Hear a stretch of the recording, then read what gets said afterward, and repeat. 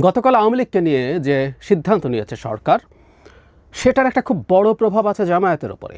মানে জামায়াত কিছু ক্ষেত্রে তার পরিকল্পনা সঠিকভাবে বাস্তবায়িত হয়নি বলে মনে করতে পারে, আবার তার একটা বিপদও তৈরি হয়েছে। বিপদটাই সবচেয়ে বড়, সেটা নিয়ে আমি একটু পরে কথা বলছি। তার আগে তার পরিকল্পনা, কোন পরিকল্পনা কাজে লাগেনি। আমি ধারণা করি জামায়াত চায় আওয়ামী লীগ নিষিদ্ধ হোক, এটা তার পলিটিক্যাল স্বার্থে। কিন্তু জামায়াতের কথাটা খুব স্পষ্টভাবে বলতে পারছিল না, কারণ সাম্প্রতিক সময়ে জামায়াতের সাথে পশ্চিমাদের এক ধরনের আস্থার সম্পর্ক তৈরির চেষ্টা জামায়াতের দিক থেকে আছে। যেন আমরা খেয়াল করব, নারী প্রশ্নে তারা জবাব দিচ্ছেন, নারীদেরকে যে কোনো কিছু করতে দেবেন, যে কোনো পোশাক পরতে দেবেন। শুধু তাই না, তারা তাদের নারীদেরকে রাস্তায় সমাবেশ করতে দিয়েছেন, তারা বিভিন্ন এম্বাসিতে মিটিংয়ে নারীদেরকে নিয়ে যাচ্ছেন। ফলে আওয়ামী লীগ নিষিদ্ধতা যেহেতু ওয়েস্ট চায় না, আওয়ামী লীগ খুব প্রকাশ্যে, জামায়াত খুব প্রকাশ্যে কথাগুলো বলতে চায়নি, বরং আমি আপনাদেরকে দেখিয়েছি তাদের প্রতি সিম্প্যাথাইজারের মতো কথা বলেছেন জামায়াতের আমির। এবং এই যে শাহবাগে যে জমায়েত হলো, সেখানে জামায়াতের অত্যন্ত গুরুত্বপূর্ণ নেতা জনাব শফিকুল ইসলাম মাসুদ গেলেও সেটাকে ব্যক্তিগত বলে অফিসিয়ালি দলের পক্ষ থেকে তারা কারো নিষিদ্ধ করার আন্দোলন করছেন না বলে জানিয়েছেন। এটা হচ্ছে মূলত পশ্চিমাদের কারণে, তারা পশ্চিমাদের কাছে নেগেটিভ অ্যাটিটিউড যাতে না হয় সেই কারণে। কিন্তু জামাত, আওয়ামী লীগ নিষিদ্ধ হলে জামায়াতের আসলে লাভ কী? জামায়াতের লাভ আছে, এই কারণে জামায়াত চেয়েছে, আমি ধারণা করি, এক্সিকিউটিভ অর্ডারে আওয়ামী লীগ নিষিদ্ধ করে। এক্সিকিউটিভ, কারণ বিচারিক প্রক্রিয়া জামাতের জন্য একটা বিরাট বিপদ তৈরি করেছে। এক্সিকিউটিভ অর্ডারে যদি করা হয়, মানে আওয়ামী লীগ যদি না থাকে, আমরা এইভাবে যদি বলি, আওয়ামী লীগ যদি না থাকে, তাহলে যদি সে নির্বাচনে আসতে না পারে বিশেষ করে, তাহলে জামাতের লাভটা কোথায়? আমরা এর মধ্যে দেখেছি নির্বাচন কমিশন বলছে তারা সরকারের যে প্রজ্ঞাপন আছে সেটা হাতে পাওয়ার পর সিদ্ধান্ত নেবেন আওয়ামী লীগ নির্বাচনে অংশ নিতে পারবে কিনা। মানে সরকার গতকাল যা জানিয়েছে তাতে আওয়ামী লীগ নির্বাচনে মানে নির্বাচনে অংশ নিতে পারবে না, এই ধরনের কোনো কথা আসলে বলা হয়নি।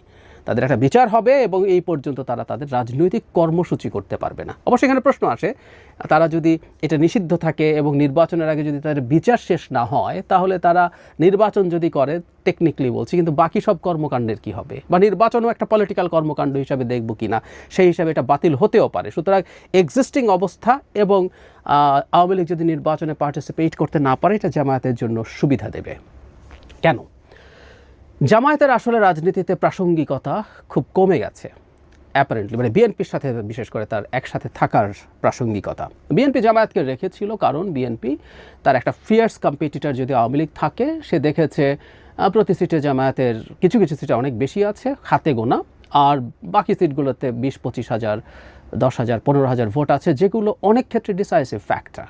ফলে যেটা হয়েছে, আওয়ামী লীগ যখন রাজনীতিতে বা নির্বাচনে থাকবে না, জামায়াতকে আসলে আর প্রয়োজনে, বা এখন আওয়ামী লীগ যদি থাকেও, আওয়ামী লীগ যে শক্তিতে আছে, এই শক্তির আওয়ামী লীগের সাথে কম্পিট করার জন্য বিএনপির জামায়াতকে নেওয়ার দরকার নেই। জামায়াতকে নেওয়ার অনেকগুলো স্টিগমা আছে। এটা শুধু তাদের রাজনীতির ধরন, আইডেন্টিটি পলিটিক্স শুধু না, তাদের 71-এর ভূমিকা বা এগুলো, ফলে এটা লায়াবিলিটি। সুতরাং জামায়াতকে নেওয়া হবে না, জামায়াত খুব বেশি সুবিধা করতে পারার কোনো কারণ নেই। ফলে জামায়াত এটা এক্সপেক্ট করবে, আওয়ামী লীগ যদি নির্বাচনে না থাকে তাহলে তার জন্য প্রধান বিরোধী দল হয়ে ওঠা সম্ভব। এটা বলতে এমন বোঝাচ্ছে না যে তারা অনেক সিট টিট পাবে। আমাদের কেউ কেউ মনে করেন যে আমার জাদু দেখিয়ে দেবে, আমি একেবারেই বিশ্বাস করি না। 1996 সালের নির্বাচনে তারা এককভাবে নির্বাচন করে 2 নাকি 3টে সিট যেন পেয়েছিল, সেটা এবার 5, 7টা, 10টা পর্যন্তই যাবে বলে আমার ধারণা। একেবারে বাড়িয়ে টাড়িয়ে 15 পর্যন্ত করতে রাজি আছে, আমি এর বেশি কিছু না। কিন্তু তারপরও তারা দ্বিতীয় সর্বোচ্চ হতে পারে, তাদের সেই সম্ভাবনা আছে, সংখ্যা যত কমই হোক না কেন, গ্যাপ যত বেশিই হোক না কেন। জামায়াতের ভোটের পার্সেন্টেজ বেড়ে থাকতে পারে, কিন্তু ওই যে বললাম, একটা সিটে 20,000-এর জায়গায় 30,000 ভোট, এমনকি দ্বিগুণ হয়ে 40,000 ভোট হলেও তারা নির্বাচনে তো জিততে পারছে না। সুতরাং জামায়াতের সিট বাড়বে না, এবং এটা একটা প্রমাণ আছে। আমরা দেখব জামায়াত ক্রমাগত লোয়ার হাউসে প্রপোর্শনাল রিপ্রেজেন্টেশনের কথা বলে। ফলে যারা মনে করেন জামায়াত 30-35% ভোট পেয়ে যাবেন, পপুলার ভোট, তাহলে জামায়াত অনেক সিট পেয়ে যাওয়ার কথা ছিল, এবং আমরা বুঝতে পারছি আসলে সেটা হবে না।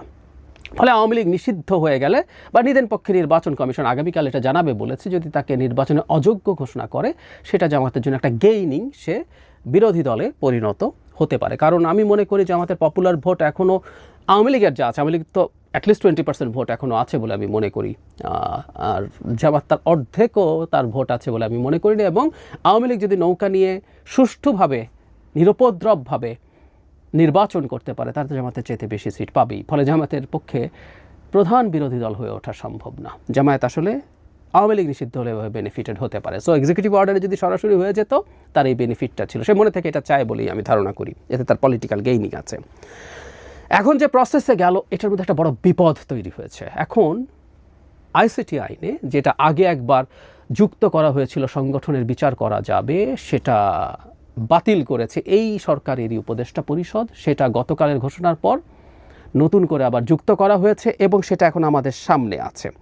সেখানে যে ধারাটা যুক্ত করা হয়েছে বাতিল করার পর আবার সেটা আমি যদি একটু পড়ি তাহলে দেখতে হবে, যদি ট্রাইব্যুনালের কাছে প্রতীয়মান হয় যে কোনো সংগঠন এই আইনের ৩ ধারা উপধারা ২ অধীনে কোনো অপরাধ সংগঠন করেছে, আদেশ দিয়েছে, চেষ্টা করেছে, সহায়তা করেছে, উস্কানি দিয়েছে, মদদ দিয়েছে, ষড়যন্ত্র করেছে, সহযোগিতা করেছে অথবা অন্য যে কোনোভাবে সেই অপরাধ সংগঠনে সহায়তা করেছে, তবে ট্রাইব্যুনালের ক্ষমতা থাকবে সংগঠনটির কার্যক্রম স্থগিত বা নিষিদ্ধ করার, সংগঠন নিষিদ্ধ ঘোষণার, এর নিবন্ধন বা লাইসেন্স স্থগিত অথবা বাতিল করার এবং এর সম্পত্তি জব্দ করার।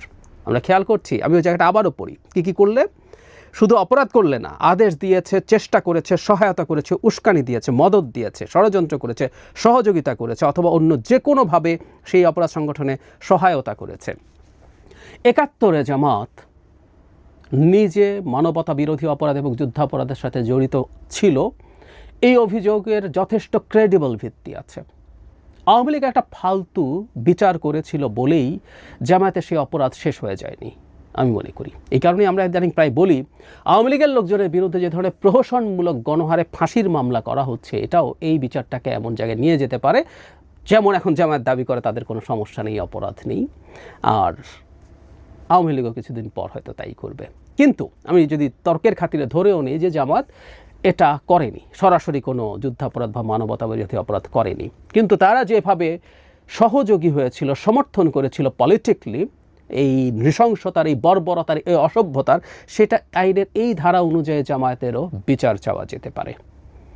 এখন আইসিটি আইনে যদি এটা যায়, সেটা নিয়ে যদি কোনো সংক্ষুব্ধ নাগরিক সেই কোর্টে যেতেই পারেন এবং কোর্টের কাছে অন্তত চাইতে পারেন। কোর্ট কী করবেন সেটা কোর্টের সিদ্ধান্ত, কিন্তু এটা চাওয়া যেতে পারে। ফলে যে সিদ্ধান্ত হলো সেই সিদ্ধান্তটা জামায়াতের জন্য একটা বিপদ তৈরি করেছে আমি মনে করি। এবং এটা শোনা যায় উপদেষ্টা পরিষদে এটা মূলত জামায়াতের অনিচ্ছায়, জামায়াতের যথেষ্ট প্রভাবে সরকারের বিভিন্ন ক্ষেত্রে আছে, বিভিন্ন জায়গায় আছে, তাদের কারণেই এটা তখন বাতিল হয়েছিল, কিন্তু এখন এটা আসলো। আমাদের মনে রাখতে হবে ফৌজদারি অপরাধ কখনো তামাদি হয় না। ৫৪ বছর গেছে তো কী হয়েছে, ৯৪ বছর, ১০০ বছর পরও এই ব্যাপারে যদি জামায়াত টিকে থাকে, এই ব্যাপারে কোর্টের কাছে রায় চাওয়া যাবে, তার নিষিদ্ধতার জন্য অ্যাপিল করা যাবে। আওয়ামী লীগ বিভৎস ভয়ঙ্কর অপরাধ করেছে, কোনো সন্দেহ নেই। আমাকে অন্তত এগুলো শেখাতে হবে না। আপনারা যারা আজকে আমাকে গালিগালাজ করেন, আপনারা ঘরের মধ্যে বসেছিলেন এবং আমার বছরের পর বছরের অ্যাক্টিভিজম আছে উইথ অল দ্য রিস্ক। সুতরাং আমাকে আওয়ামী লীগ কী করেছে না করেছে খুঁটিনাটি আমার জানা আছে, কিন্তু সেটা জেনেও বলছি ৭১ সালে আওয়ামী লীগের বিচার হওয়া উচিত। এই যে ট্রাইব্যুনালে যাচ্ছে, দ্যাটস ফাইন, কিন্তু সেই বিচার যদি হয় ৭১ জামায়াতের লিস্ট, তাদের বক্তব্য যেটা political support to the Pakistan military, যখন তারা এই দেশে বিভৎস যুদ্ধাপরাধ, মানবতা বিরোধী অপরাধ, রেপ এগুলো করে বেড়াচ্ছে, তখন এটা আরও বড় ক্রাইম আমার বিবেচনায়। সুতরাং সেই ক্রাইম নিয়েও আমি বলছি না হবে, কিন্তু এই ক্রাইম নিয়েও কোনো একদিন যে কারো মনে হতে পারে এবং তিনি আইসিটিতে যেতে পারেন জামায়াতের বিচার চেয়ে, খুবই সম্ভব। ফলে এই রায়টার যা ঘটলো তার একটা পজিটিভ দিক আছে, বিশেষ করে আওয়ামী লীগ যদি নির্বাচনে অযোগ্য ঘোষিত হয় নির্বাচন কমিশন দিয়ে, তাহলে জামায়াতের এক ধরনের সুবিধা হতে পারে।